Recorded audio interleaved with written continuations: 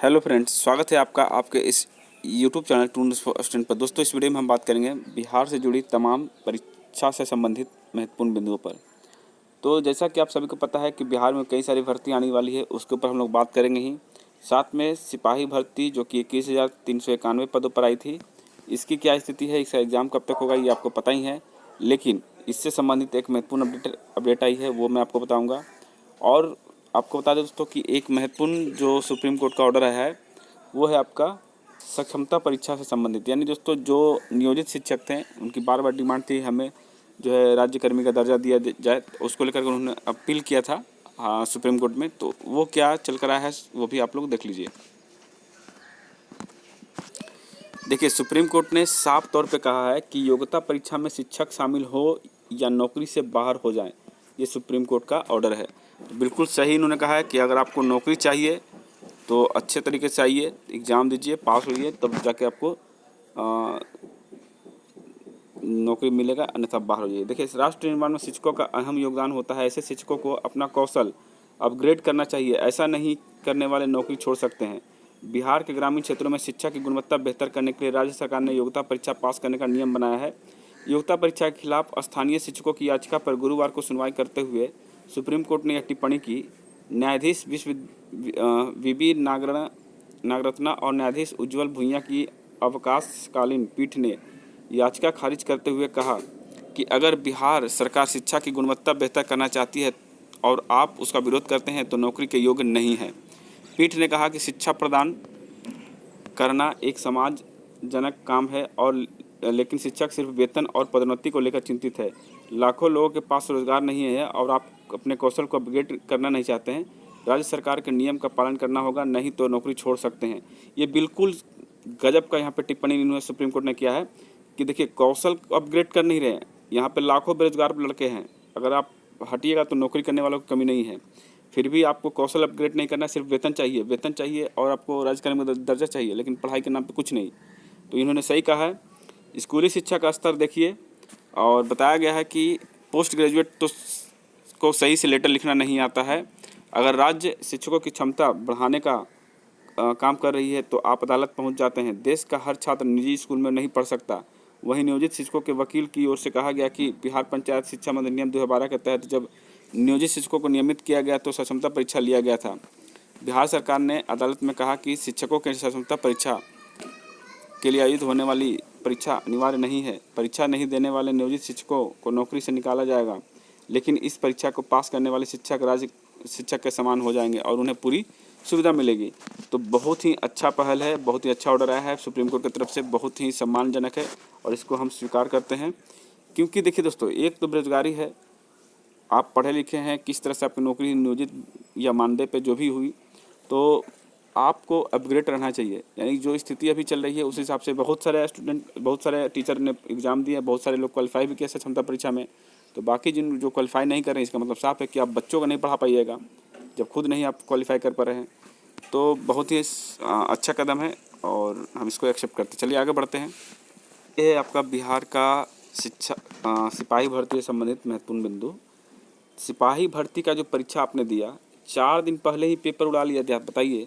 और ये question paper जानते हैं कौन बनाया? देखिए, यहाँ पे मैं आपको बता दूँ कि एक फर्जी कंपनी था। कहने का मतलब कि कंपनी इसके पास नहीं है, लेकिन इन्होंने टेंडर ले लिया। उसके बाद ये अपना काम किसी अन्य कंपनी को दिया और इन्होंने पेपर बनाया, और पेपर जो सभागार में आना चाहिए था डायरेक्ट पटना में आपको आ गया। देखिए, यहाँ पे पूरी कहानी बताई गई है।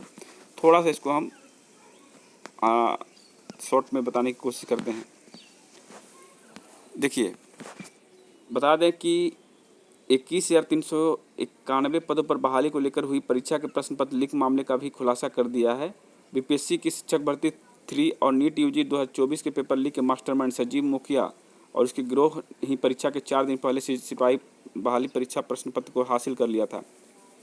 देखिए, इस मैटर को आपको समझना चाहिए और देखना भी चाहिए। आप लोग बहुत लोग कह रहे हो कि क्या ये सब लेके चला है। भाई, यही तो आपकी मेन ज़रूरत की चीज़ें हैं, क्योंकि इसी के दम पे आपकी नौकरी बाहर हो रही है। तो इसको एक बार समझिए कि आखिर क्या मामला है, कहाँ तक जांच हुई है, क्या सही तरीके से जांच हो रही है या फिर सिर्फ लिपापोती हो रही है।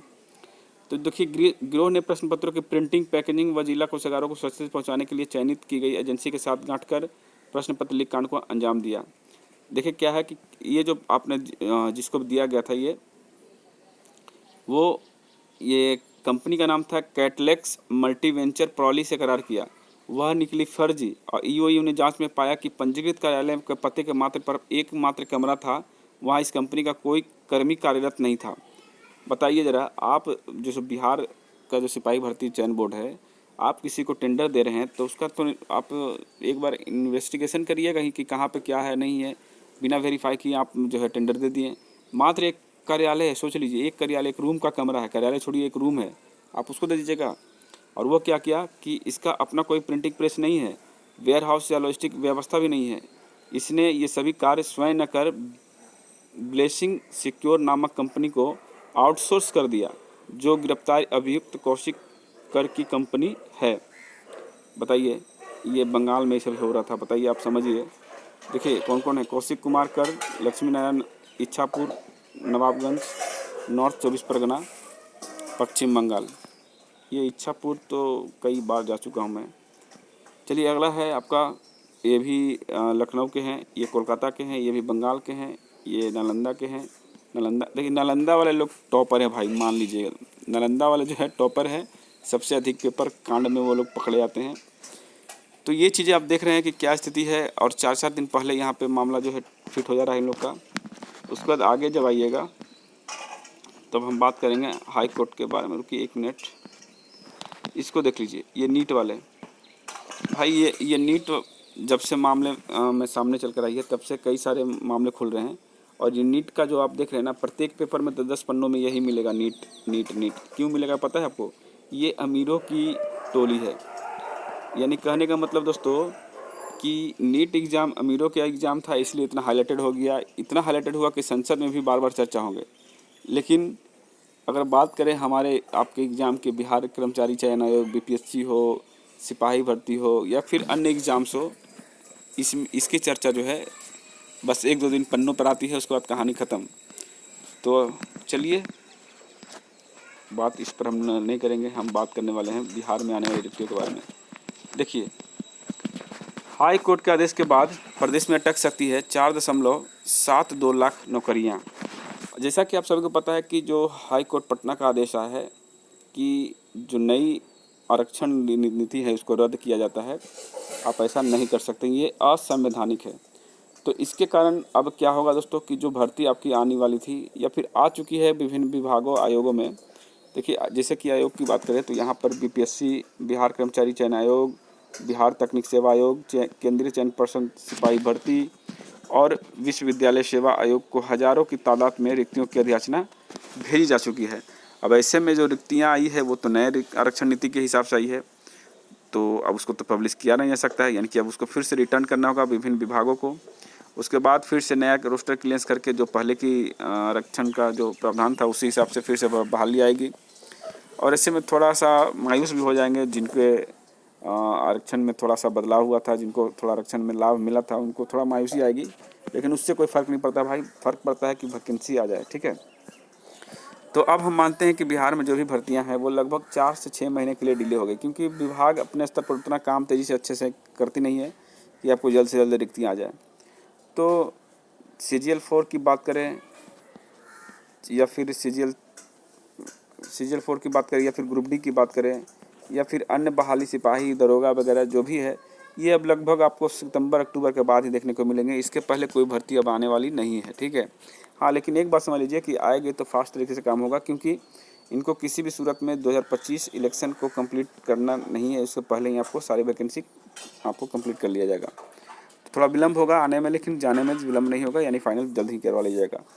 अब हम मेन बात करते हैं BSSC इंटर स्तरीय पर।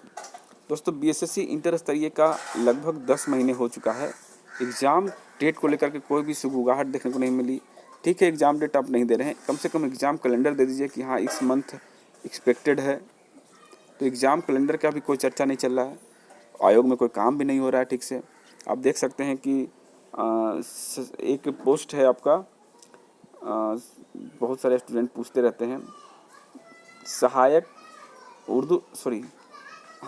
उर्दू अनुवादक, ये सहायक उर्दू अनुवादक का रिजल्ट वगैरह सब कुछ कब का कंप्लीट हो गया है, लेकिन इनका अभी तक मेरिट लिस्ट नहीं दिया गया है।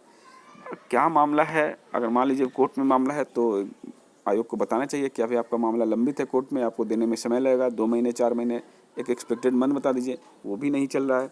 उसके बाद स्टेनोग्राफर का भी तो हाल ही में डॉक्यूमेंट वेरिफिकेशन हुआ है, तो इनका भी मेरिट लिस्ट जल्द आने की संभावना है। अब देखिए कब तक आ सकती है। और लेकिन सबसे ज़्यादा मुसीबत यहीं पे छात्रों को हो रहा है कि बीएसएससी इतना स्लो काम कर क्यों रही है। अब तो इनकी संख्या बल भी बढ़ गई पहले की अपेक्षा में, फिर भी इतना सुस्त रवैये से काम करे, जबकि इनके पास कोई खास काम है नहीं, सिर्फ इंटर सर का एग्ज़ाम कंडक्ट करवाना है।